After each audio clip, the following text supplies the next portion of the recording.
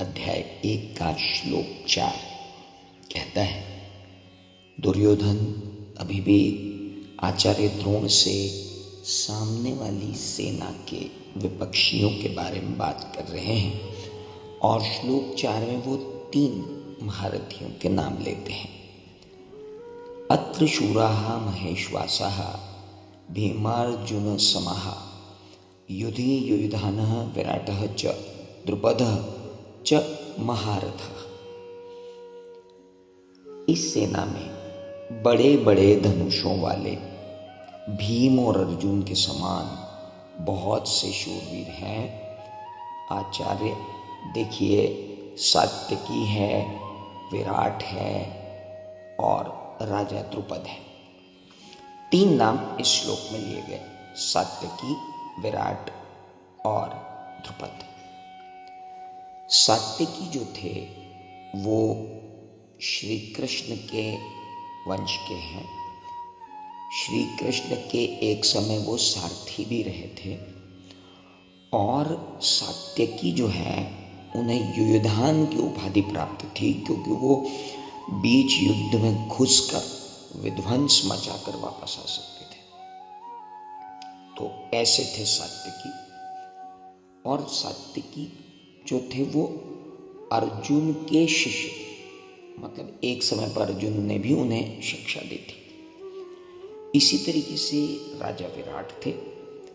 राजा विराट प्रदेश के राजा थे। विराट प्रदेश मतलब वो प्रदेश जहाँ पर पांडवों ने अपना आखिरी वर्ष जो अज्ञातवास था वो काटा था। और विराट की ही पुत्री से अर्जुन के पुत्र अभिमन्यु का विवाह हुआ था, यानी अर्जुन और विराट समधी थे। यानी श्री कृष्ण के शिष्य, अर्जुन के शिष्य सात्यकी, विराट और द्रुपद, जिनके बारे में मैंने आपको पिछले श्लोक में बताया, इन 3 महान योद्धाओं के बारे में दुर्योधन ने द्रोण को बताया।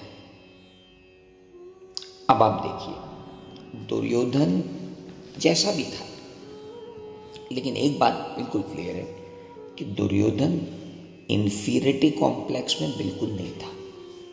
क्योंकि मनोविज्ञान के अनुसार अगर बंदा इंफीरियरिटी कॉम्प्लेक्स से ग्रसित होता है तो पहले अपनी तारीफ करता है।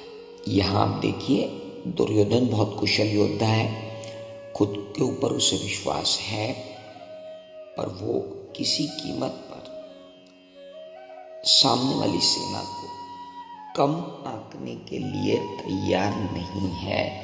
यानी वो आचार्य द्रोण को ये बताना चाहता है कि जिनसे हमारा युद्ध है वो दीनहीन पांडव नहीं है, उनके साथ इतने लोग लगे हुए हैं।